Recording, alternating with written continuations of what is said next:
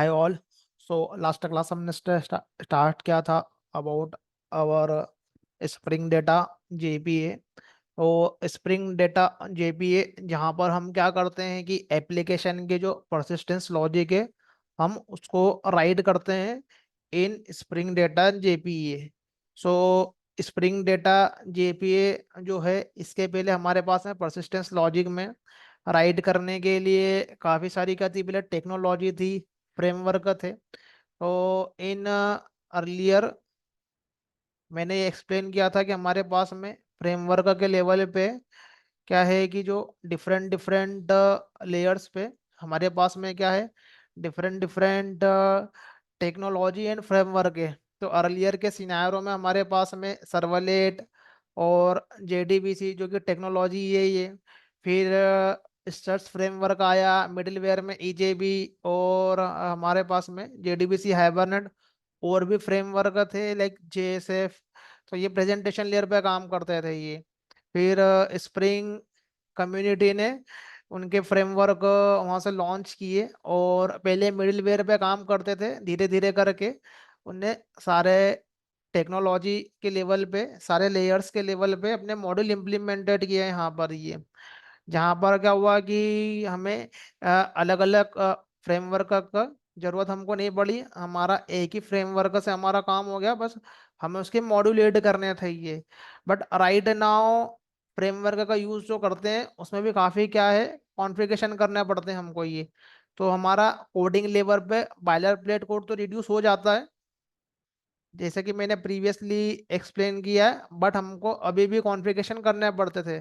तो स्प्रिंग की कम्युनिटी ने ये चीज़ जो है ये यहाँ पर आइडेंटिफाई की और उस पर वर्क किया, और हमारे पास में यहाँ स्प्रिंग बूट, और स्प्रिंग बूट में काफ़ी सारा बूटिंग प्रोसेस पहले होता है जो कि एक एप्लीकेशन को स्टार्ट करने के लिए हमें लगता है ये। तो हमको स्प्रिंग के लेवल पे, स्प्रिंग बूट के लेवल पे हमको जो जो भी एक एप्लीकेशन को डेवलप करने के लिए जो भी हमारे पास में हमें थर्ड पार्टी सॉफ्टवेयर या फिर डिपेंडेंसी लगती है उसको स्टार्ट कर देता है बेस्ड ऑन स्टार्टर। तो अब हम अभी लर्न कर रहे हैं स्प्रिंग डेटा जेपीए, जहाँ पर हम परसिस्टेंस लेयर पे काम करेंगे ये with the help of spring data JPA. तो spring data JPA that means we are working over persistence layer. तो परसिस्टेंस लेयर पे पहले जेडीबीसी टेक्नोलॉजी थी, फिर हाइबरनेट का उसका एक फ्रेमवर्क था, तो हम लोग इंडिपेंडेंट हाइबरनेट को यूज करते थे। फिर उसका एक जेपीए मॉड्यूल आया। तो JPA is nothing but a specification. So specification means what? It is given by some community and different different vendor will be developed. तो जो स्पेसिफिकेशन पार्ट होता है, जो रूल्स एंड रेगुलेशन होते हैं, वो एक हमारी जावा की कम्युनिटी देती है जो कि पहले सन माइक्रो सिस्टम थी, फिर वो अभी ओरेकल ने टेक ओवर कर लिया है। और जो हमारा J2EE वाला जो स्पेसिफिकेशन है वो भी हमारा ये एक्लिप्स फाउंडेशन को दे दिया है ये। तो अभी जो JPA जो है वो भी उसका जो स्पेसिफिकेशन पार्ट है वो भी किसके पास में, वो अभी एक्लिप्स फाउंडेशन के पास में है ये। तो जो भी पहले एपीआई हमारे पास में थे जो पैकेजिंग के लेवल पर जावा एक्स हमको शो होता था, वहां पर हमको अभी जकार्ता राइट करना पड़ता है ये। तो अभी के केस में हम जो इम्प्लीमेंट करते हैं, तो हाइबरनेट को हम डायरेक्टली इम्प्लीमेंट नहीं करते, इनडायरेक्टली इम्प्लीमेंट करते हैं। तो स्प्रिंग का जो डेटा जेपीए मॉड्यूल है उसके अंदर क्या है कि हमारा जो हाइबरनेट जो है वो इम्प्लिसिटली यूज होता है।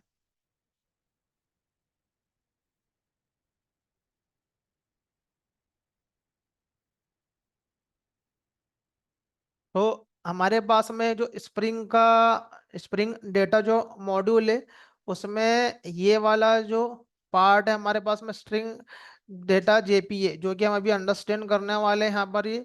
जो कि हम स्ट्रक्चर डेटाबेस से हम इससे क्या करते हैं, कम्युनिकेट करते हैं, लाइक ओरेकल, माई एसक्यूएल। तो ये हमारा होता है स्ट्रक्चर डेटाबेस। और मोंगो डीबी, कैसेंड्रा, ये हमारे होते हैं नॉन स्ट्रक्चर, जहाँ पर हम लोग जेसन के फॉर्मेट में कम्युनिकेट करते हैं डेटाबेस से ये।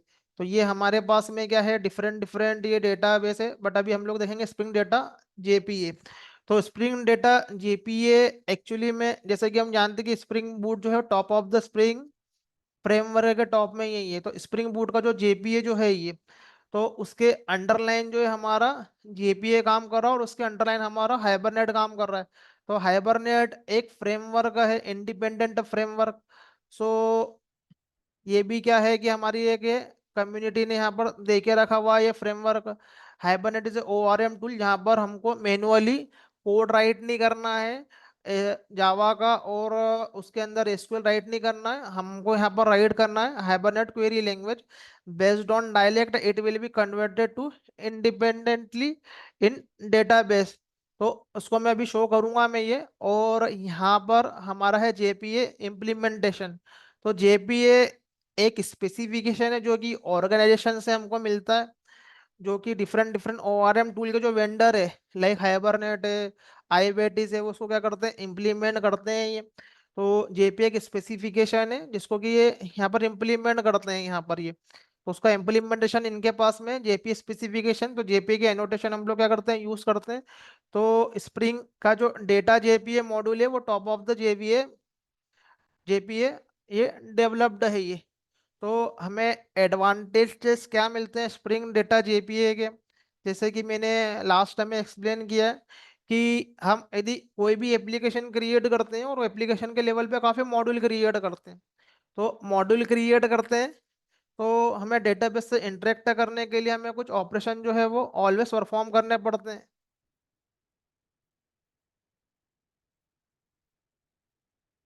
तो ऑलवेज हम कुछ ऑपरेशन को क्या करते हैं यहाँ पर परफॉर्म करते हैं, लाइक हमारा जो यहाँ पर ये जो कर्ड ऑपरेशन रहता है, जहाँ पर हम लोग कोई डेटा को इंसर्ट करते हैं, डिलीट करते हैं, अपडेट करते हैं, और बल्क डेटा को डिलीट अपडेट मॉडिफाई करते हैं। सो जो भी हमारे कर्ड ऑपरेशन जो हमारे पास में ऑलवेज लगने वाले हैं, तो मोस्टली जो ऑपरेशन लगते हैं हमको ये, तो उसके लिए हमको बार बार क्या करना पड़ता है, लॉजिक राइट करना पड़ता है, if you are using technology, if you are using hibernate framework. But spring का जो डेटा जेपीई मॉड्यूल है ये क्या करता है, हमें कुछ यहाँ पर प्री इम्प्लीमेंटेड ये कर्ट से रिलेटेड हमारे पास में जो एपीआई है ये हमारे लिए क्या करता है, ये अवेलेबल करवा देता है। तो हमको उसके लिए मैन्युअली कोड राइट करने की जरूरत नहीं है। तो वो हमको इन the form of our repository, like this is our repository, code repository, jpa repository, paging and shorting। ये हमारे पास में क्या है कि कुछ रिपोजिटरी हमारे लिए यहाँ पर इन्हें ये अवेलेबल करके रखी हुई है ये। तो बेस्ड ऑन डेट हम क्या कर सकते हैं कि इन रिपोजिटरी को डायरेक्ट इम्प्लीमेंट करेंगे, हमको उसके लिए कोड राइट नहीं करना है। तो इसके पास में क्या है कि ऑलरेडी कुछ मेथड है कि जो कि हमारे डेटाबेस से क्या करेगी, वो ऑपरेशन को परफॉर्म करेगी। इसके लिए हमको मैन्युअली लॉजिक राइट नहीं करना है, जैसे कि जेटीबीसी और हाइबरनेट में हमें हर काम के लिए लॉजिक राइट करना है। बट हमारे पास में जो मैक्सिमम ऑपरेशन जो होते हैं डेटाबेस से इंटरेक्ट करने के, तो वो उसमें से काफ़ी चीज़ें क्या है कॉमन है, जो लॉजिक हम लोग क्या करते हैं कॉमनली क्या करते हैं, उसको रीराइट करते हैं। तो ये हमारा जो स्प्रिंग का जो जेपी है ये top of the hibernate developed है ये। तो यहाँ पर ये हाइबरनेट के अंदर हम लोग क्या करते हैं, मेथड को यूज करते हैं ये हाइबरनेट के अंदर। तो इसके लिए हमें हाइबरनेट का अंडरस्टैंडिंग चाहिए कि हाइबरनेट कैसे डेटाबेस से कम्युनिकेट करता है। उसमें क्या होती है, डायलेक्ट क्लासेस होती है ये, जो कि कन्वर्ट करती है हमारे डेटाबेस में। तो इंटरनली हमारा जो स्प्रिंग डेटा जेपीए जो है ये स्प्रिंग डेटा जेपीए है। तो ये इसके अंदर ये हाइबरनेट की मेथड्स को क्या करता है, इम्प्लीमेंट करता है। उस रिपोजिटरी के अंदर जो ऑपरेशन जो परफॉर्म हो रहे हैं इंटरनली वो हमको दिखेंगे नहीं, बट उसके अंदर वो काम करेंगे उसके इम्प्लीमेंटेशन में। तो वो क्या करता है इंटरनली, ये इस रिपोजिटरी को यूज करता है। तो हम देखेंगे हाइबरनेट कैसे काम करता है। मैं पूरा हाइबरनेट एक्सप्लेन नहीं करूंगा क्योंकि वो अपने आप में एक फ्रेमवर्क है, बट सेम वर्क हमारा स्प्रिंग डेटा जेपीए में भी होगा ये। और हम अंडरस्टैंड करेंगे कि हाइबरनेट किस तरीके से इंटरनली काम करता है ये। तो जस्ट उसका क्विक इंट्रोडक्शन देखेंगे किस तरीके से हमारे पास में हाइबरनेट जो है वो काम करता है ये, और जो सारे ऑपरेशन जो हाइब्रिड में परफॉर्म होते हैं हम उसको स्प्रिंग के डेटा जेपी में परफॉर्म कर लेंगे। तो चीज़ें सेम ही है, जस्ट हमको हाइबरनेट इंटरनली वर्किंग कैसे करता है ये हमको पता होना चाहिए। बाकी स्प्रिंग डेटा जेपीए में भी सब चीज़ें सेम ही है, जो बट इसमें ऑलरेडी इम्प्लीमेंटेड है ये, तो हम उसको क्या करेंगे, अंडरस्टैंड करेंगे यहाँ पर। तो ये हमारा क्या हो गया, ये इम्प्लीमेंटेशन हो गया ये। तो यहाँ पर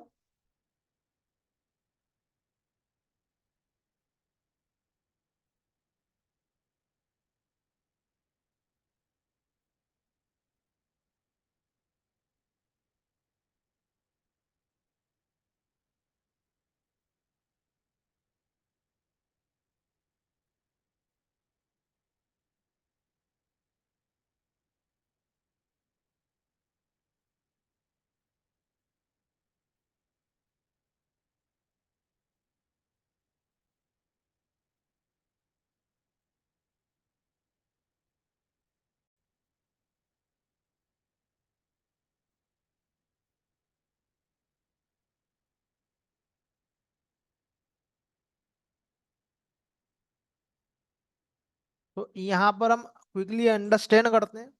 तो हमारा जो अर्लियर एप्लीकेशन था ये, जहाँ पर हम लोग हमारे परसिस्टेंस के लॉजिक राइट करते थे, जेडीबीसी में टॉपिक में मैंने ऑलरेडी ये एक्सप्लेन किया हुआ है ये। तो यहाँ पर हमारे पास में क्या है कि ये हमारा जेडीबीसी का, हमारे पास हम लोग एप्लीकेशन में राइट करते हैं जेडीबीसी का यूज करते हैं। लेट से हम क्या कर रहे हैं, हमारे डेटाबेस से कम्युनिकेट कर रहे हैं।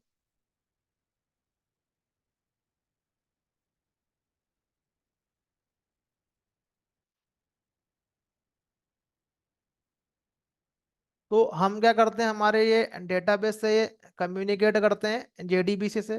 तो हमारे एप्लीकेशन के लेवल पे माइट भी हम लोग क्या कर रहे हैं, 300+ एसक्यूएल का कोड क्या कर रहे हैं, राइट कर रहे हैं। तो हमारा जो डेटाबेस है स्ट्रक्चर क्वेरी लैंग्वेज को क्या करता है, वो अंडरस्टैंड करता है वो ये। तो यहाँ पर हमें क्या करना पड़ेगा, जो हमारा डेटाबेस जो है ये, तो ये हमको ये क्वेरी जो कि डेटाबेस डिपेंडेंट होगी। लेट से हम क्या कर रहे हैं यहाँ पर कि डिफरेंट डिफरेंट डेटाबेस यूज कर रहे हैं।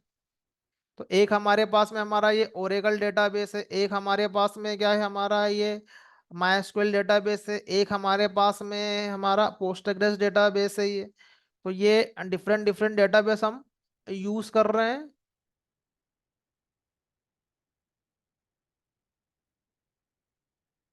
ये हमारा है ये ओरेकल डेटाबेस, ये हमारा है ये माइस्क्वेल डेटाबेस, ये हमारे पास में हमारा ये है पोस्टग्रेस।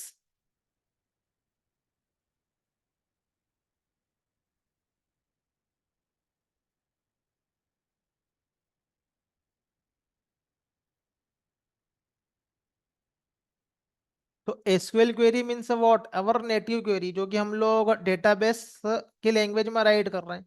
तो we are depending on database, so we called as database dependent, database dependent.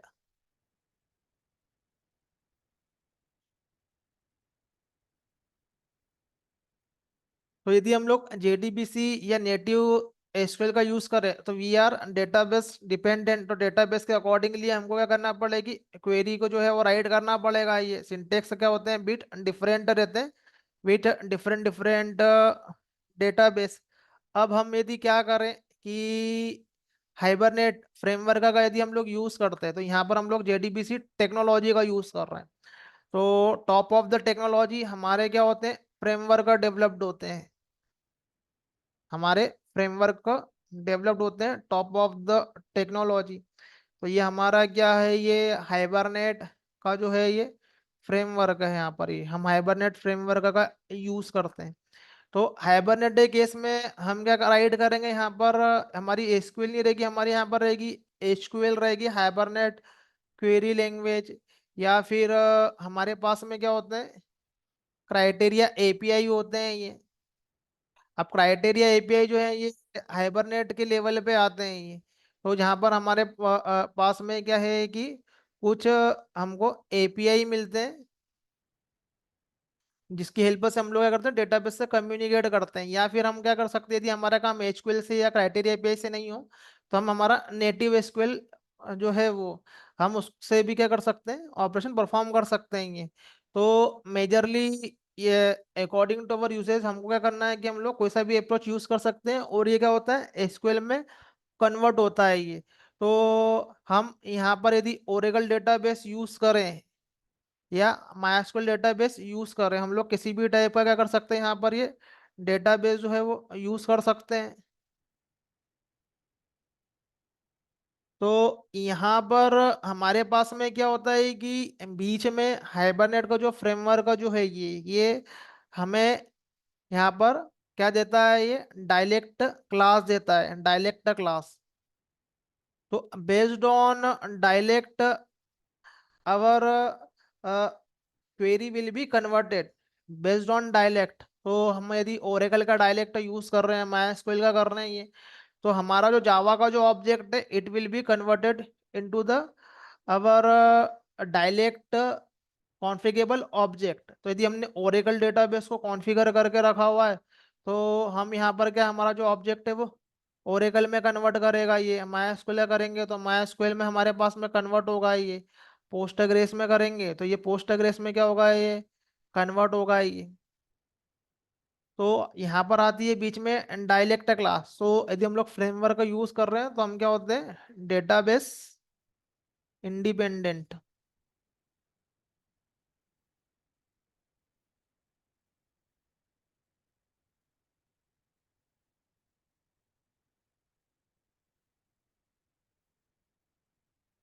तो ये हमारे पास में क्या होती है, फ्यू अप्रोचेस रहती है if we are using our framework. तो ये टेक्नोलॉजी के लेवल पे हमें क्या करना पड़ता है, नेटिव एसक्यूएल राइट करना पड़ता है यहाँ पर ये। और फ्रेमवर्क के लेवल पे हमारे पास में फ्यू अप्रोचेस है, नेटिव एसक्यूएल भी यूज कर सकते हैं, या फिर हम लोग हाइबरनेट क्वेरी लैंग्वेज, या हम लोग क्राइटेरिया एपीआई, जो कि एपीआई होते हैं, ये बेस्ड ऑन दैट हमको क्या कर सकते हैं, कम्युनिकेट कर सकते हैं। तो हमारे पास में अप्रोच है। तो हाइबरनेट से हम क्या कर रहे हैं, डेटाबेस से जब कम्युनिकेट कर रहे हैं तो based on dialect our query will be converted. यदि हम लोग ओरेकल का डायलेक्ट यूज कर रहे हैं, माइस्क्यूएल का हम लोग यूज कर रहे हैं, तो क्या होते हैं, डिफरेंट डिफरेंट डायलेक्ट होते हैं ये। तो हम लोग देखते हैं ये डायलेक्ट इन हाइबरनेट। तो ये हाइबरनेट किस कम्युनिटी का दिया हुआ है, ये जेबॉस। तो यहाँ पर क्या है हमारे पास में, ये हाइबरनेट का हम लोग यहाँ पर डॉक्यूमेंटेशन देखें।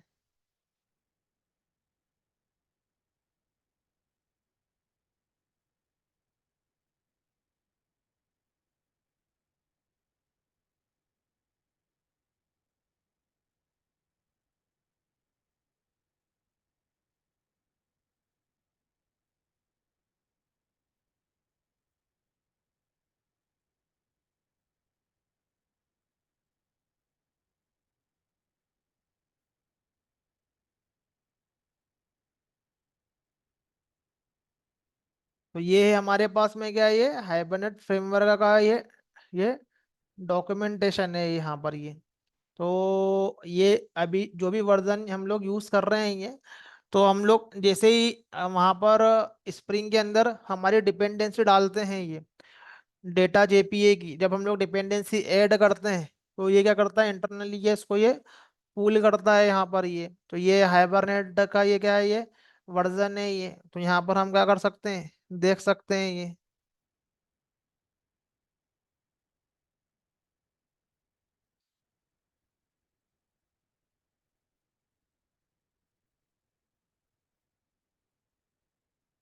तो हाइबरनेट के थ्रू यदि हम डेटाबेस से यदि कम्युनिकेट करें, तो हमें क्या करना पड़ता है, जावा के ऑब्जेक्ट को कॉन्फ़िगरेशन करना पड़ता है कहीं पर। तो अर्लियर सिनेरियो में हमारे पास में यहाँ पर अप्रोचेस थी, एक थी हमारे पास में एक्सएमएल बेस्ड अप्रोच, जहाँ पर हम लोग एक्सएमएल में हम कॉन्फ़िगर करते थे हमारी जावा के क्लासेस को। तो अकॉर्डिंग टू अवर एक्सएमएल क्या है हमारे पास में, वो कन्वर्ट होती थी। तो एक्सएमएल हम दो एक्सएमएल क्रिएट करते थे, एक हमारा होता था कॉन्फ़िगरेशन एक्सएमएल। कॉन्फ़िगरेशन में हम लोग जो डेटाबेस यूज कर रहे हैं उसको कॉन्फ़िगर करते थे, उसका आईपी एड्रेस, उसका service name, service ID, whatever. और एक हमारे पास में होती थी मैपिंग फाइल। तो मैपिंग के थ्रू जो हमारा जावा का ऑब्जेक्ट है वो मैप होगा करस्पॉन्डिंग कॉलम के अंदर। तो फर्स्ट अप्रोच थी हमारे पास में एक्सएमएल। फिर हमारे पास में बाद में अप्रोच आई है annotation. So annotation is nothing but ever JPA, जहाँ पर हम लोग जेपीए के एनोटेशन यूज करते थे। और ये हमें गिवन बाय रहता है सम कम्युनिटी है। तो वो हाइबरनेट ने उसको इम्प्लीमेंट किया। हाइबरनेट कम्युनिटी ने उस जेपीए को इम्प्लीमेंट किया, क्योंकि ये कॉमन एनोटेशन है, एक इंटरफेस की तरह काम करते हैं ये। जो कि इंटरफेस का स्पेसिफिकेशन है वो कोई और देता है, और उसका इम्प्लीमेंटेशन जो है वो कोई और करता है ये। तो यहाँ पर हाइबरनेट ने भी इसको इम्प्लीमेंट किया हुआ है ये। उसी को हम लोग बोलते हैं जेपीए एनोटेशन, जावा परसिस्टेंस एपीआई। तो हमारे पास में ये कॉन्फ़िगरेशन हमको पास करने पड़ते हैं ये, और बेस्ड ऑन दैट हमें यहाँ पर जो है हमारा जो यहाँ पर क्वेरी जो है वो कन्वर्ट होता है, एग्जीक्यूट होता है ये। तो ये हाइबरनेट अप्रोच में कुछ हम लोग इस तरीके से काम करते थे। बट राइट नाउ हम यूज कर रहे हैं अभी यहाँ पर स्प्रिंग का डेटा जेपीए। तो स्प्रिंग डेटा जेपीए जो है,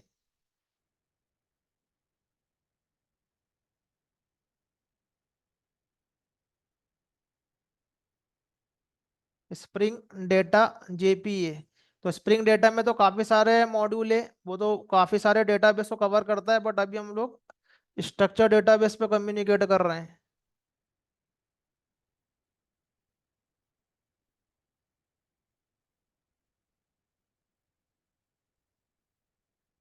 हमारा जो कम्युनिकेशन है वो हमारा है स्ट्रक्चर डेटाबेस पे।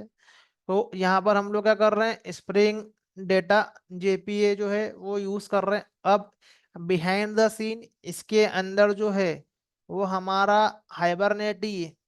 इसके इंटरनली जो है वो हाइबरनेट है। और हाइबरनेट के इंटरनली हमारा जो है वो टेक्नोलॉजी है जेडीबीसी। सो जेडीबीसी से करोगे तो काफी सारा कोड करना पड़ेगा हमको ये, नेटिव एसक्यूएल राइट करना पड़ेगा ये। तो जेडीबीसी में हमने अंडरस्टैंड किया ही हुआ है यहाँ पर ये। तो जेडीबीसी का हम यूज करेंगे तो हमें क्या करना पड़ेगा, सारी स्टेपें खुद से करना पड़ेगी। Like load the driver,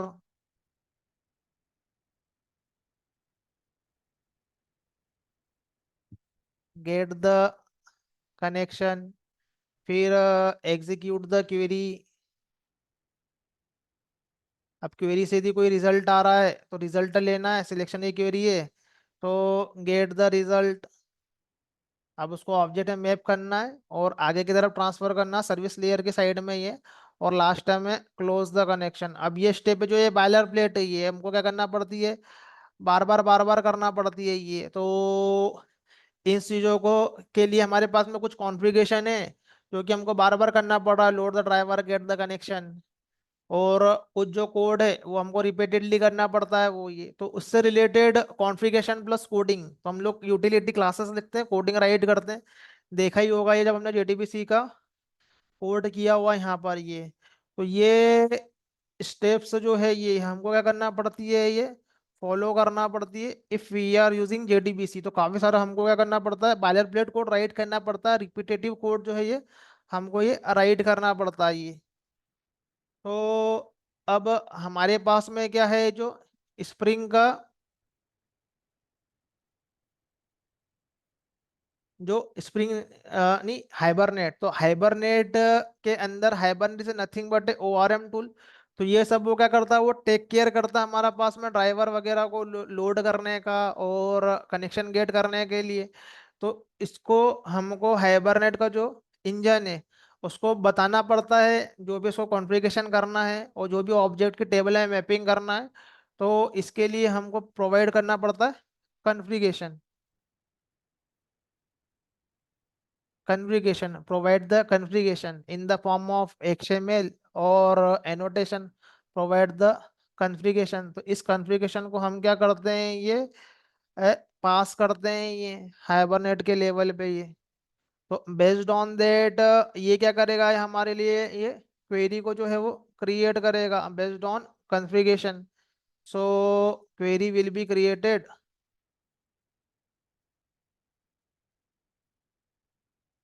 and execute.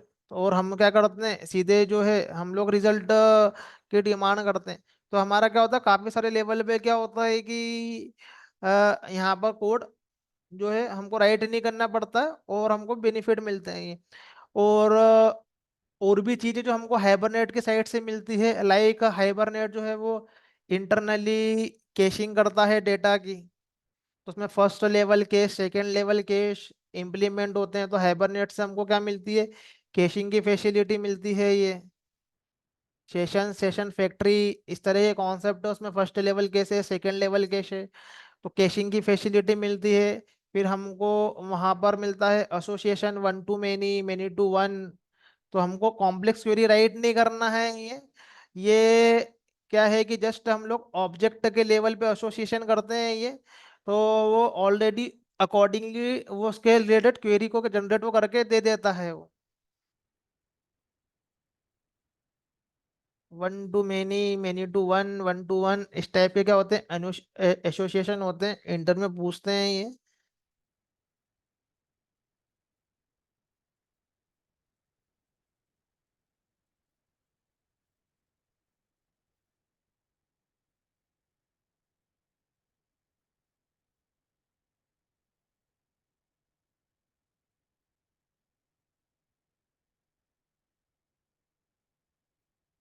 तो हमको जो है वो सब सेम ही मिलने वाला है। कहाँ पर मिलने वाला है सब सेम, ये हाइबरनेट में, सॉरी स्प्रिंग डेटा जेपीए में सब सेम ही है। तो हमारा काफी लेवल तक क्या हो जाएगा, कोड जो है वो रिड्यूस हो जाएगा ये।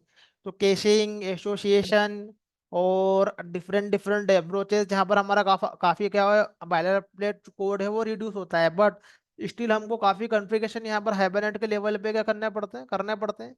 तो हाइबरनेट को इंडिपेंडेंट यूज ना करते हुए हम जो स्प्रिंग ने क्या करा, सारे के सारे मॉड्यूल को क्रिएट किया हुआ, या स्प्रिंग फ्रेमवर्क का नहीं है। तो जैसे अर्लियर स्टड्स फ्रेमवर्क का था फ्रंट एंड में, बैक एंड में हाइबरनेट या जेडीबीसी यूज करते हैं। तो स्प्रिंग क्या करता है कि सारे सारे मॉड्यूल को क्या करता है, इम्प्लीमेंट करके दे देता है। जस्ट हमको क्या करना है, उसको हमको उसका स्टार्टर ऐड करना है। और बेस्ड ऑन कॉन्फ़िगरेशन क्या कर लेगा, वो हमारे एप्लीकेशन में ऐड हो जाएगा, वो प्लग हो जाएगा वो हमारे एप्लीकेशन में ये। तो उसी के अंदर से हमारा क्या स्प्रिंग डेटा जेपीए मॉड्यूल है। तो इंटरनली हाइबरनेट को यूज करके इनने हमको क्या दे के रखा हुआ है, कुछ इम्प्लीमेंटेशन हमको ये प्रोवाइड करके रखे हुए इन द फॉर्म ऑफ रिपोस्टरी। तो यदि हमको जस्ट कर्ड ऑपरेशन करवाने हैं, तो हमारे पास में सिंपल कौन सी रिपोस्टरी है, कर्ड रिपोस्टरी है। फिर यदि हमको उसके अंदर सपोर्ट चाहिए पेजिनेशन का एंड शॉर्टिंग का, तो ये क्या होते हैं एप्लीकेशन के लेवल पे, जो हमारे पास में ये कॉमन ऑपरेशन नहीं है, पेजिनेशन एंड शॉर्टिंग बिजनेस के लेवल पे। तो उनने क्या करके रखा हुआ हमारे पास में, हमको ये दे के रखा हुआ है ये। फिर और हमको ऑपरेशन चाहिए तो हमारे पास में है जेपीए रिपोस्टरी। तो यहाँ पर हम क्या कर सकते हैं कि सिंगल डेटा पे, बल्क डेटा पे हम लोग क्या कर सकते हैं, ऑपरेशन को परफॉर्म कर सकते हैं यहाँ पर ये। तो ये हमारा इसके इंटरनली हाइबरनेट ही है। और ये हाइबरनेट को पहले स्प्रिंग के ओआरएम मॉड्यूल में हम लोग इम्प्लीमेंट करते थे, लेकिन बहुत सारा कॉन्फ़िगरेशन करना पड़ता था। तो इसके पहले मिडिलवेयर स्प्रिंग का ओआरएम मॉड्यूल यूज होता था, स्प्रिंग ओआरएम। तो ये उसके अंदर से क्या कर रहा, यहाँ पर ये कॉन्फ़िगरेशन को कम किया। जो हम लोग स्प्रिंग के लिए कॉन्फ़िगरेशन करते थे, यहाँ पर ये हाइबरनेट टेम्पलेट क्लास को हमको इंजेक्ट करवाना पड़ता था ये। बट जैसा कि मैंने पहले ही एक्सप्लेन किया है कि हमारा स्प्रिंग बूट ऑटो कॉन्फ़िगरेशन कैसे काम करता है, यदि उसको क्लास पाथ में यदि उसको मिल गया यदि, तो वो उसको क्या करता है, वो ऑटोमेटिकली कॉन्फ़िगर कर देता है। हमको बहुत लेस कॉन्फ़िगरेशन प्रोवाइड करना है ये इन the form of our property file. तो उसके अकॉर्डिंगली क्या करता है, वो इंटरनली क्वेरी वगैरह जो है वो जनरेट कर लेगा वो यहाँ से ये। तो ये हमको इसके फॉर्म में क्या मिलती है, क्वेरीज जो है वो हमको ये मिलती है ये। तो काफी सारा जो हमारा बायलर प्लेट कोड है, और जो कॉमन बिजनेस लॉजिक है डेटाबेस के साइड में, डेटाबेस के साइड में कॉमन बिजनेस लॉजिक। तो बेसिकली जब हम लोग प्रेजेंटेशन लेयर और सर्विस लेयर और परसिस्टेंस लेयर, तो इसके अंदर भी हमारा जो बायलर प्लेट कोड है, तो बिजनेस के लेवल पे जो बायलर प्लेट कोड है, तो परसिस्टेंस लेयर पे ऑलवेज हम लोग कट ऑपरेशन लगाते ही हैं, तो ये भी क्या कर देता है, उसको ओवरकम कर देता है ये। अब हम जो मेन फोकस करते हैं वो सर्विस लेयर के बिजनेस लॉजिक में राइट करने में करते हैं, और हमारे प्रेजेंटेशन लेयर के बिजनेस लॉजिक को राइट करने में करते हैं ये। अब वहां पर भी बायलर प्लेट जो कोड वो ये बचेगा वैलिडेशन करने का, कि हमको डेटा को वैलिडेट करना है। तो उससे रिलेटेड भी क्या होते हैं, कोड रिडक्शन हो जाते हैं धीरे धीरे करके। हम लोग आगे एपीआई अंडरस्टैंड करेंगे तो देखेंगे कि हमें बहुत एप्लीकेशन के लेवल पे बहुत कम कोड राइट करना पड़ रहा है बिजनेस लॉजिक को राइट करने के लिए। और जावा 8 के फीचर है वो सिंटेक्स को क्या कर देते हैं, और रिड्यूस कर देते हैं वो। जब हम लोग डेटा के ऊपर स्ट्रीम एपीआई लगा देते हैं ये, तो हम लोग धीरे धीरे उसको अंडरस्टैंड करेंगे ये। तो ये हमारा क्या स्प्रिंग डेटा जेपीए है ये। तो अब ये इतने तरीके के हमारे पास में क्या है ये अप्रोचेस है ये, जिससे हम लोग क्या करते हैं डेटाबेस से कम्युनिकेट करते हैं। तो हम लोग क्या करते हैं, नोट्स को राइट करते हैं। सो spring data JPA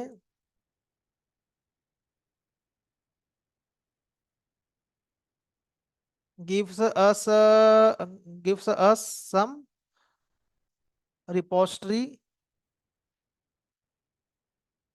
First one is our code repository.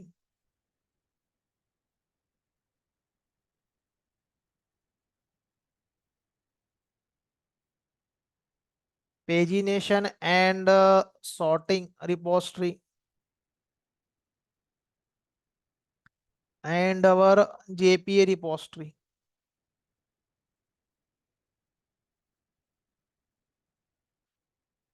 तो कोई सा भी रिपोजिटरी हमको क्या करना है, उसको इम्प्लीमेंट करना है, तो हमें क्या होंगे, काफी सारे जो ऑपरेशन मिल जाएंगे। So if we use any of repository,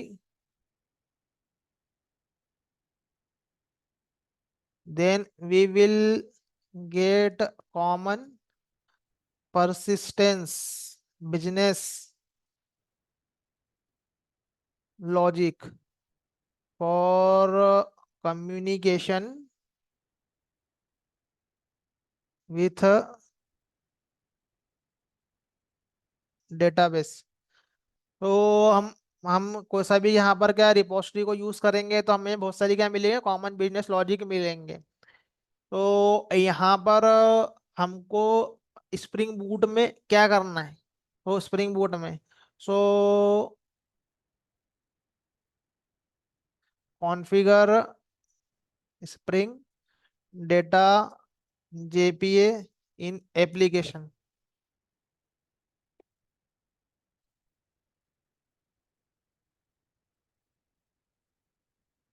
सो हमको क्या करना है यहाँ पर, ये ऐड द डिपेंडेंसी। तो यहाँ पर क्या है कि हमें डिपेंडेंसी को ऐड कर देना, स्टार्टर को ऐड कर देना यहाँ पर, यदि हमको डेटाबेस से कम्युनिकेट करना है ये। तो मैंने ऑलरेडी प्रीवियसली किसी एप्लीकेशन में ऐड किया हुआ है ये, तो हमको क्या करना है कि उसके फॉर्म के अंदर उसके कॉन्फ़िगरेशन को यहाँ से ऐड कर देना है ये। तो सिंपल एप्लीकेशन जो है ये, वो तो उसके लिए तो हमको करना ही है, लेकिन हमको डेटाबेस का इंटीग्रेशन चाहिए, तो हमको यहाँ पर क्या है, ये वाली डिपेंडेंसी जो है ये हमको क्या करना पड़ेगी, उसमें ऐड करना पड़ेगी ये। तो हमारा एप्लीकेशन जो है वो एबल हो जाएगा इसके लिए, डेटाबेस से इंटरेक्ट करने के लिए। अब यदि हमने इसको इंटरेक्ट कर लिया यहाँ पर ये, तो स्प्रिंग बूट क्या करेगा, स्प्रिंग बूट कॉन्फ़िगरेशन मांगेगा, इसके लिए हमको डेटाबेस से कनेक्टिविटी चाहिए ये। तो यहाँ पर हमको इसके साथ में क्या करना पड़ेगा, जो भी हम लोग डेटाबेस का यूज कर रहे हैं, लाइक हम लोग ओरेकल का यूज कर रहे हैं, तो हमको ओरेकल से रिलेटेड यहाँ पर कुछ कॉन्फ़िगरेशन को पास करना पड़ेगा यहाँ पर ये। तो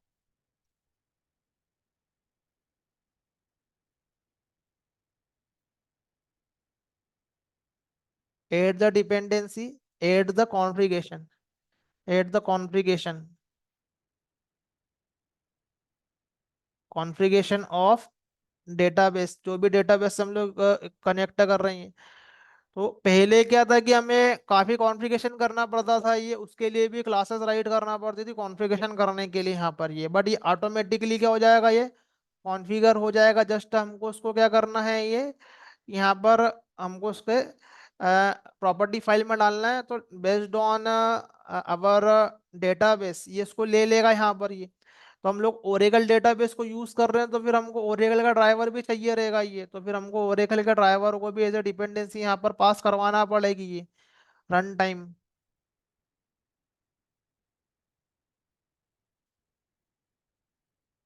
तो हमको यहाँ पर ओरेकल डेटाबेस के लिए हमको क्या करना पड़ेगा, यहाँ पर डिपेंडेंसी पास करवाना पड़ेगी ये। तो ये ओरेकल के लिए हमारे पास में ये वाला कॉन्फ़िगरेशन हमको यहाँ पर लगेगा ये, if we are using MySQL. तो माई एसक्यूएल के लिए हमें कौन सा कॉन्फ़िगरेशन लगेगा, ये वाला कॉन्फ़िगरेशन लगेगा यहाँ पर ये। तो यहाँ पर हम लोग क्या करेंगे, माई एसक्यूएल के लिए ये वाला कॉन्फ़िगरेशन राइट करेंगे। मैंने यहाँ पर एक फाइल में राइट करके रखा हुआ है ये। तो MySQL के लिए हमको ये की डिपेंडेंसी ऐड करना पड़ेगी और ये कॉन्फ़िगरेशन करना पड़ेगा ये। और यहाँ पर हमको MySQL से रिलेटेड जो डायलेक्ट है वो डालना पड़ेगा, बिकॉज हाइबरनेट जो है वो क्या करेगा, क्वेरी को जनरेट करेगा ये। अभी हाइबरनेट फ्रेमवर्क लर्न करते हैं तो उसके अंदर हम लोग कॉन्फ़िगर करते हैं, और उसी कॉन्फ़िगरेशन को यहाँ पर बहुत ईजी वे में हम लोग डायरेक्ट प्रॉपर्टी फाइल में डाल देते हैं। बेस्ड ऑन डेट हमारा डायलेक्ट काम करता है यहाँ पर ये। तो यहाँ पर माई स्क्वेल का डायलेक्ट यहाँ पर ये काम करेगा ये, तो अकॉर्डिंगली क्या होगी, हमारी जो क्वेरी जो है वो जनरेट होगी ये। तो यहाँ पर बीच में क्या आते हैं, डायलेक्ट आते हैं ये। बेस्ड ऑन डेट क्या होती है, हमारी क्वेरी जनरेट होती है ये। तो हमको जो भी पास करना है वो in the form of object pass करना है, it will be converted into our SQL based on our database. तो यहाँ पर क्या है कि ये हमारा डायलेक्ट वर्क करेगा यहाँ पर ये। अब यहाँ पर हम कौन सा पॉइंटर राइट करते हैं, so as we know spring boot famous for developing rapid application. तो हमें पता है कि हमारा जो स्प्रिंग का जो बूट है वो रैपिड एप्लीकेशन के लिए फेमस है। So because we are having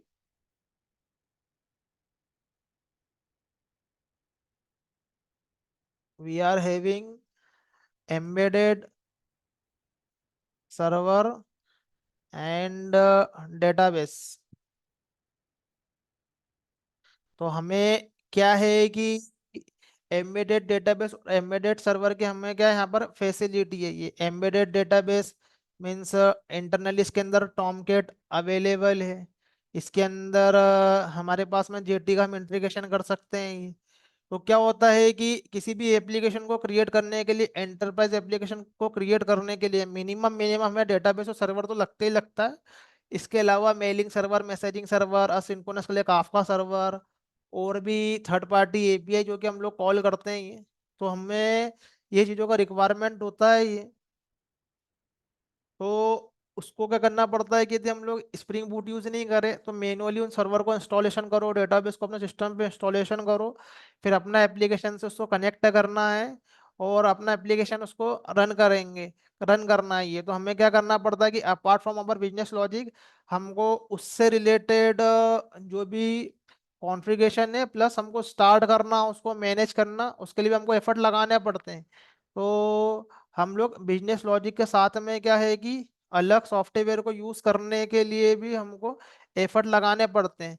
but spring boot के अंदर ये एम्बेडेड है, तो हमारा जो एप्लीकेशन जो होगा वो रैपिड एप्लीकेशन हम लोग क्रिएट कर सकते हैं।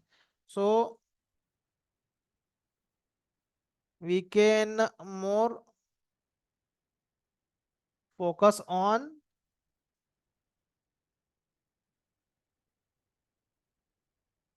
Developing business logic. तो यहाँ पर यदि रैपिड एप्लीकेशन क्रिएट हो रहा है और चीजें एम्बेडेड है, तो हम लोग क्या, हमारा जो बिजनेस लॉजिक है उस पर हम लोग फोकस कर सकते हैं। तो क्या होता है कि in the industry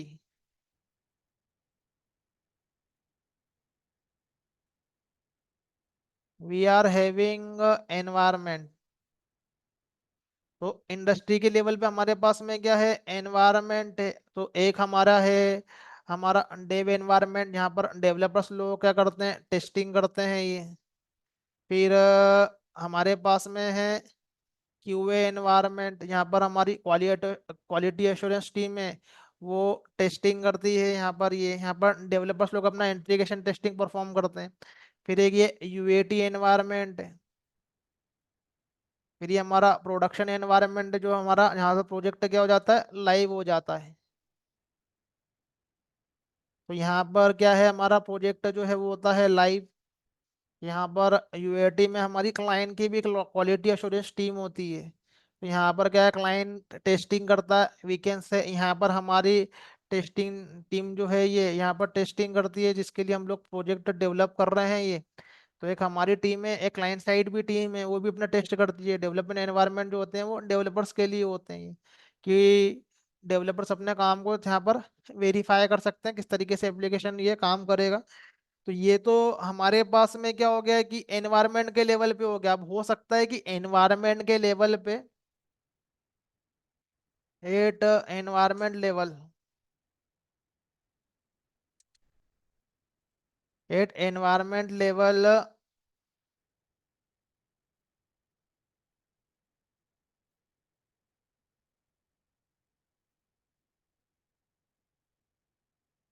server and database will work independently.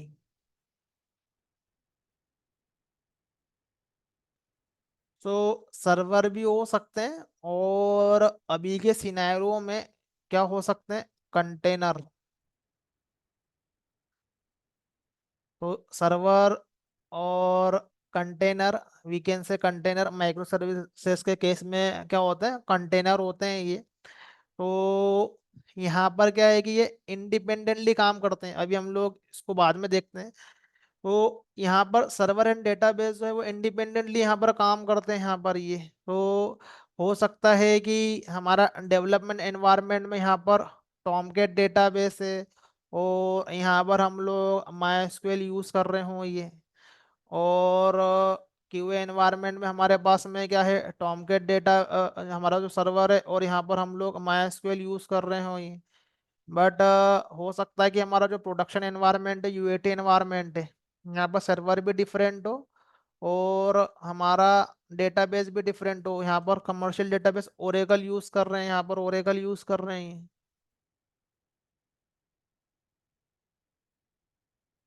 और सर्वर टॉमकेट यूज कर सकते हैं, या फिर हम लोग जेबॉस वेब लॉजिक दूसरा सर्वर यूज कर सकते हैं। तो क्या होते हैं कि based on that different different environment के डिफरेंट डिफरेंट कॉन्फ़िगरेशन होते हैं। तो यहाँ तो डेटा परसिस्ट कर रहे हैं, यहाँ पर हमारा सर्वर रन कर रहा है। तो डेवलपर्स लेवल पे हमको टेक केयर नहीं करना है, पूरा इंफ्रास्ट्रक्चर के लिए टीम होती है, डेवऑप्स टीम होती है, और अलग से सब्जेक्ट है ये। तो यहाँ पर एनवायरनमेंट के लेवल पे सॉफ्टवेयर को क्या करना पड़ता है, मैनेज करना पड़ता है ये दो ही सॉफ्टवेयर मैं बता रहा हूँ, काफी सॉफ्टवेयर होते हैं। हमारा गिट है, जेनकिन है, और रिपोस्ट्री है, यहाँ पर हमारा बिल्डर होता है ये। तो यहाँ तक पहुँचाने के पहले हमें क्या करना पड़ता है, डेवलप करना पड़ता है हमारे लोकल एनवायरनमेंट में।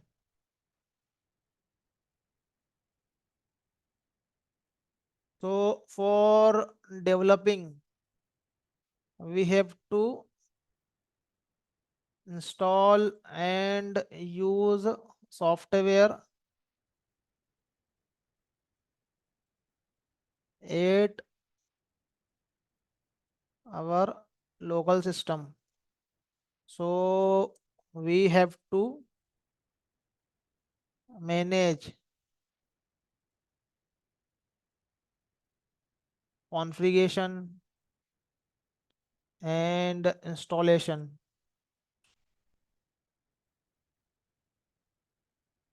So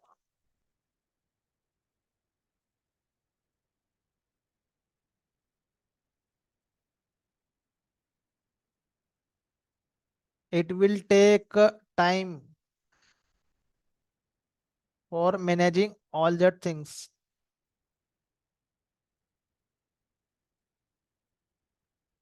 मीन्स हम डेटाबेस भी लोकल पे इंस्टॉलेशन करेंगे और सर्वर भी करेंगे, और जब हम एप्लीकेशन को लोकली डेवलप करेंगे, जब भी हमको टास्क असाइन होगा, तो 8 आवर लोकल सिस्टम ये हमारे लिए क्या है, ये एक टाइम कंज्यूमिंग है। हमको सर्वर भी जो है और डेटाबेस भी है वो हमको मैनेज करना पड़ रहा है हमारा सिस्टम पे ये। तो हम हमारा काम करेंगे सर्वर पे उसको डिप्लॉय करेंगे, काम करेंगे सर्वर पे उसको डिप्लॉय करेंगे, ये काम करेंगे, बिल्ड बनाएंगे और सर्वर पर उसको डिप्लॉय करेंगे यहाँ पर ये। तो यहाँ पर क्या होता है, ये टाइम लेता है। तो हम लोग क्या करते हैं, कोड राइट करते हैं। We write the code and create the build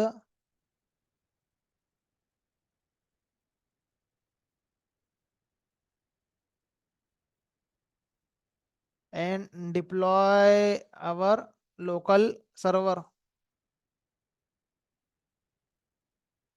तो हमें क्या होते हैं यहाँ पर, लोकल सर्वर रिलेटेड चैलेंजेस या बिल्ड जो क्रिएट हो रहा है उससे रिलेटेड जो चैलेंजेस है, तो यहाँ पर ये क्या, एप्लीकेशन बिल्ड होने में टाइम लगता है, तो हम लोगों को सर्वर भी देखना है और हमारा बिल्ड प्रॉपर हो रहा है या नहीं हो रहा है ये। और लोकल लेवल पे हम लोग डेटाबेस भी देखते हैं, हमको डेटाबेस को रन करना पड़ता है। अब ये मेरा लोकल सिस्टम है ये, तो यहाँ पर ये मुझे ओरेकल डेटाबेस को क्या करना पड़ता है, ये रन करना पड़ता है। ये कभी ये वर्क नहीं करता है ये, तो मुझे सर्विस पे जाना है और इसको अप करना है। यहाँ पर ये मेरे विंडो के अंदर ऐसा कॉन्फ़िगरेशन है कि मुझे इसको मैन्युअली अप करना पड़ता है, ये ऑटोमेटिकली अप नहीं होता है ये। फिर मैं यदि माई एसक्यूएल का यदि मैं यूज़ करूँगा मैं ये, तो माई एसक्यूएल के लिए मुझे मेरे सिस्टम के अंदर क्या है, कहीं पर माई सॉफ्टवेयर है ये, तो मेरे सॉफ्टवेयर के लिस्ट में मेरे पास में क्या है, ये सॉफ्टवेयर अवेलेबल है ये, और ये मैंने ऑलरेडी शेयर किया हुआ है ये ग्रुप में। तो यहाँ पर मुझे क्या करना पड़ेगा कि जो मेरा ये डेटाबेस है माई का,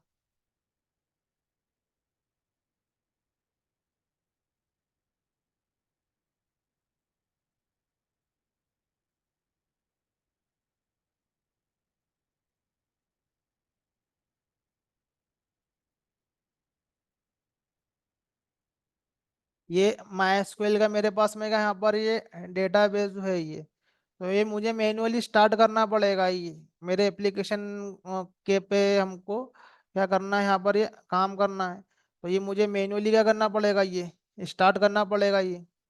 तो यहाँ पर हमको ये बीन के अंदर यहाँ पर हमको हमारा ये माई का जो ये बेच फाइल यहाँ पर अवेलेबल है ये, तो मैं इसको क्या करूँगा, मैन्युअली स्टार्ट करूँगा। फिर ये मेरा माई का इंजन मेरा स्टार्ट होगा और फिर मैं इसमें लॉग इन करूंगा मैं ये। तो ये मेरा क्या हुआ, ये माई ये अब हुआ है ये।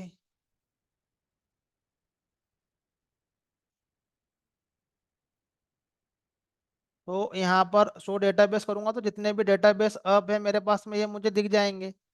तो ये माई और ओरेकल ये हमारे पास में क्या है, लोकली पे हम यदि मैनेज कर रहे हैं, तो before sending our code in our environment, तो अब एनवायरनमेंट के लेवल पे तो पूरा CI/CD पाइपलाइन रहता है ये, तो हम उसको आगे देखेंगे। बट ये कॉमनली क्या होता है, डेवलपर्स के लिए ये एक टाइम टेकिंग थिंग्स है ये। तो ऑलरेडी जो अभी डेवलपमेंट करते हैं, तो वो जरूरी नहीं कि स्प्रिंग बूट में ही करते हैं, अकॉर्डिंग टू प्रोजेक्ट चीज़ें वेरी करती है। बट ये टाइम टेकिंग रहती है। मैन्युअली सर्वर होना चाहिए, डेटाबेस होना चाहिए, या कई बार हमारे पास में हमको VM मिलता है, वर्चुअल मशीन मिलती है AWS की या एज्योर की काम करने के लिए। तो इंटरनली हमारा एप्लीकेशन अंदर लोकल नेटवर्क से डेटाबेस को कनेक्ट करता है हमारे डेवलपमेंट एनवायरनमेंट के। तो ये चीज़ भी अवेलेबल रहती है कि मैन्युअली डेटाबेस कॉन्फ़िगर नहीं करें, बिकॉज टेबल के अंदर कुछ डेटा होता है जो एप्लीकेशन को स्टार्ट करने के लिए लगता ही है वो। तो ये क्या होती है, जो कॉन्फ़िगरेबल लेवल थिंग्स है जो है ये भी हमको मैनेज करना पड़ रही है। अब मैनुअली हम लोग बिल्ड कर रहे हैं हमारे एप्लीकेशन को, ये सर्वर पे इसको डिप्लॉय कर रहे हैं। तो मैंने ये एडवांस जावा में सर्वलेट में चीज़ें एक्सप्लेन की है कि मेरे कोड को मैं कैसे पहले राइट करता हूँ, फिर बिल्ड बनाता हूँ, फिर सर्वर में मैनुअली डिप्लॉय करता हूँ, फिर मेरे आईडी के थ्रू डिप्लॉयमेंट करता हूँ मैं उसको ये। तो ये क्या होता है कि एंटरप्राइज एप्लीकेशन के लिए हमें काफ़ी सारी स्टेप्स लेना पड़ती है, बट हम लोग स्प्रिंग बूट यूज़ कर रहे हैं। So with the help of spring boot our application will be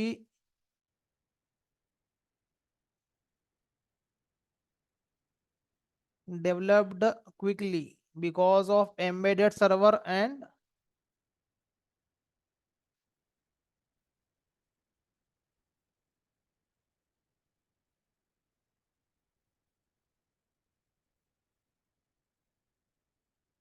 database.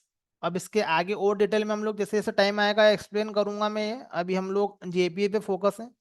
तो यहाँ पर क्या है कि हमारा एप्लीकेशन क्विकली डेवलप हो रहा है यहाँ पर ये। तो हम क्या कर सकते हैं स्प्रिंग बूट से, so we can configure database internally और एक्सटर्नली।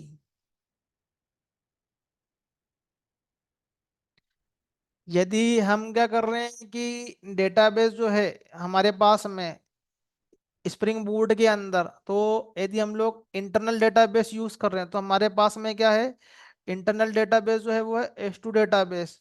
सो हमें यहाँ पर क्या करना पड़ेगा कि एच टू डेटाबेस का कॉन्फ़िगरेशन करना पड़ेगा। तो in spring boot data JPA we are having H two database internally. तो यदि हमारे पास में कुछ नहीं है तो एस टू डेटाबेस तो है ही, और एक्सटर्नली हम लोग ओरेकल कॉन्फ़िगर करें, MySQL कर रहे हैं, तो हमको उससे रिलेटेड क्या करना पड़ेगी, डिपेंडेंसी डालना पड़ेगी और प्रॉपर्टी फाइल ऐड करना पड़ेगी ये। तो जो हमारा डिफ़ॉल्ट डेटाबेस है वो हमारा कौन सा है, वो एस टू डेटाबेस है। तो एस टू डेटाबेस से रिलेटेड हमको कॉन्फ़िगरेशन प्रोवाइड करना है। तो हमें क्या करना पड़ेगा, एस टू डेटाबेस से रिलेटेड जो डायलेक्ट है और ड्राइवर है ये हमको डालना है। ये कहाँ पर डालना है, हमारे एप्लीकेशन में डालना है ये। तो हमको इंटरनली डेटाबेस यूज करना है, यदि ये एम्बेडेड डेटाबेस हमको यूज करना है तो हमको क्या क्या डालना है, ये डालना है ये हमको, ये एच टू डेटाबेस से रिलेटेड डायलेक्ट और ये हमको ये डालना पड़ता है ये। तो यहाँ पर क्या होता है कि जो एच टू डेटाबेस जो है वो इंटरनली काम करता है। So keep your mind, H two database work internally. That means जब एप्लीकेशन स्टार्ट होगा तब हमारा ये एच टू डेटाबेस काम करेगा ये। तो ये एप्लीकेशन हमारा डाउन होगा तो फिर ये डेटाबेस काम नहीं करेगा, ये एम्बेडेड है। तो it will work based on application. अब यहाँ कोई सर्वर नहीं है, जैसे कि MySQL में एक अलग से एप्लीकेशन में सर्वर है ये। हम लोग इस एप्लीकेशन के थ्रू, सर्वर के थ्रू हम लोग डेटाबेस से कनेक्ट करते हैं। ओरेकल भी एक सर्वर है एक तरीके से ये, उसके अंदर फाइल मैनेजमेंट सिस्टम होता है। जैसे कि हम जब भी ओरेकल डेटाबेस से कनेक्ट करते हैं तो उसके सर्वर को स्टार्ट करते हैं, हम लोग फाइल से डायरेक्ट कम्युनिकेट नहीं करते, हम लोग सर्वर से कम्युनिकेट करते हैं। तो वो भी एक तरीके का सर्वर है। तो ओरेकल माइस्क्ल ये डेटाबेस सर्वर है। तो वो हमको एडिशनली सॉफ्टवेयर रहते हैं जिससे हमको उसको स्टार्ट करना पड़ता है और हम लोग कम्युनिकेट करते हैं। तो we are passing some URL, तो ये हम लोग क्या कर रहे हैं यहाँ पर, ये यूआरएल को पास कर रहे हैं यहाँ पर ये, और पासवर्ड को पास कर रहे हैं। तो हम लोग क्या कर रहे हैं वहाँ पर, कुछ सर्वर के लेवल पे हम लोग क्या कर रहे हैं, कन्फिगरेशन दे रहे हैं यहाँ पर ये उसके। तो उस सर्वर कि वहां पर क्या है, वो फाइल सिस्टम अवेलेबल है जो कि क्या कर रहा है, इंटरनली हमारे डेटाबेस जो कि वो डेटा को परसिस्ट कर रहा है फाइल में और उसको प्रोसेस कर रहा है वो। ओरेकल कमर्शियल डेटाबेस है, काफ़ी एडवांस फीचर होते हैं उसके अंदर। ओरेकल डेटाबेस के अंदर काफी सारी चीजें हैं। अंदर स्कीमा क्या है, टेबल स्पेस क्या है, अंडो टेबल स्पेस क्या है, उसमें टेम्पररी टेबल स्पेस, काफी सारी चीजें हैं और काफी अच्छा परफॉर्म करता है ओरेकल डेटाबेस। उसके पास में काफी सारी फंक्शनलिटी है। तो एंटरप्राइज एप्लीकेशन के लेवल पे जहाँ पर मिलियंस ऑफ रिकॉर्ड है वहाँ पर ओरेकल डेटाबेस यूज होता है। और माई एसक्यूएल जो डेटाबेस है वो छोटे एप्लीकेशन के लिए जहाँ पर ज़्यादा यूजर्स नहीं है। तो इसका फाइल सिस्टम इतना आ, आ, बड़े डेटा के लिए नहीं क्रिएटेड है, उसके लिए हमको ओरेकल या इस टाइप के एंटरप्राइज डेटाबेस में हमको जाना पड़ता है ये। तो छोटे एप्लीकेशन के लिए like student management, employee management, जो छोटे मोटे प्रोजेक्ट होते हैं जहाँ पर लेस नंबर ऑफ यूजर है वहाँ पर हम लोग माइस्क्वेल का यूज करते हैं, और दोनों ओरेकल कम्युनिटी के ही हैं ये। फिर ये जो एम्बेडेड डेटाबेस जो है ये, इसके अंदर कोई ये रिमोटली इंस्टॉलेशन नहीं होने वाला, ये अंदर काम करेगा जब तक एप्लीकेशन जिंदा है, जब तक ये डेटाबेस काम करेगा इंटरनली। तो ये क्या करेगा, यहाँ पर जो इसका जो फाइल सिस्टम जो है ये जहाँ पर हमारा डेटा क्रिएट हो रहा है ये, तो H2 database work internally, it will work based on application.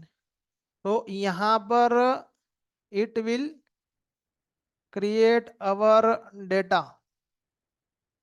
Data in JVM। ये जावा वर्चुअल मशीन में क्या करेगा, डेटा को क्रिएट करेगा जी। अब जावा वर्चुअल मशीन में डेटा को क्रिएट करेगा यदि ये, तो ऑब्वियसली बात है फिर हमारा रैम है वो फील होगी, तो काफी मेमोरी तो यही ले लेगा ये हमारे पास में ये। तो ये क्या करेगा, ये JVM को यूज करेगा। या हम क्या करवा सकते हैं, एक्सटर्नल फाइल में भी हम लोग इसको को कॉन्फ़िगर कर सकते हैं। एक्सटर्नल फाइल में भी हम लोग उसको कॉन्फ़िगर कर सकते हैं। तो ये प्रोसेस तो हमारे एप्लीकेशन से होगा, जस्ट जो उसका स्टोरिंग है वो किसी फाइल में चले जाएगा ये। तो ये फैसिलिटी भी हमको यहाँ पर मिलती है ये। तो ये एम्बेडेड सर्वर और एम्बेडेड डेटाबेस यूज करने से हमारा जो एप्लीकेशन जो है वो क्विकली क्रिएट होता है। हम जो मोर फोकस होते हैं हमारे बिजनेस लॉजिक पे होते हैं। बार बार क्या होता है कि हमको सर्वर का क्या करोगे, हमारे एप्लीकेशन का बिल्ड बनाओ, बिल्ड बना के सर्वर पे उसको हमको क्या करना है, डिप्लॉय करना है, फिर उसको टेस्ट करो। तो हम उन चीज़ों से बच जाते हैं। हम यहाँ पर क्या करते हैं, क्विकली एप्लीकेशन को रन करते हैं, जैसे कि हमने यहाँ पर किया स्प्रिंग बूट के एप्लीकेशन को, जैसे कि हमने यहाँ पर रन किया। तो हम लोग क्या करते हैं, क्विकली इसको रन करते हैं और हमारा एप्लीकेशन के अंदर जो सर्वर वगैरह है, डेटाबेस है, सब स्टार्ट हो जाते हैं। और हम क्या करते हैं, हमारा क्लाइंट के जो ऑपरेशन है रिक्वेस्ट लेने देने के, उसको सीधे क्या करते हैं, एग्जीक्यूट करते हैं ये। तो इसके अंदर क्या हमको H2 डेटाबेस की फैसिलिटी मिलती है यहाँ पर ये। तो हम हमारे एप्लीकेशन को अभी जो मैं एग्जांपल एक्सप्लेन करूंगा, जो एप्लीकेशन में क्रिएट करूंगा मैं ये, तो उसके अंदर मैं तीनों डेटाबेस में करके बताऊंगा मैं कि तीनों डेटाबेस से हम कैसे काम करते हैं ये। H2 डेटाबेस भी रहेगा, ओरेकल भी रहेगा, माइस्क्वेल भी रहेगा, किस तरीके से हम लोग काम करते हैं। और हाइबरनेट का हम लोग एक इंट्रोडक्शन देखेंगे, सो दैट हमको ये अंडरस्टैंड होगा कि किस तरीके से हाइबरनेट इंटरनली काम करता है ये। और JDBC जो तो हमने एडवांस जावा में देखा ही है कि JDBC में हम कैसे करते हैं ये। तो काफ़ी क्लियरिटी रहेगी थी हमारा एडवांस जावा का, JDBC क्लियर है तो ये। तो यहाँ पर क्या है, सब चीज़ें रेडीमेडली अवेलेबल है ये। तो इसको हम देखते हैं नेक्स्ट क्लास में।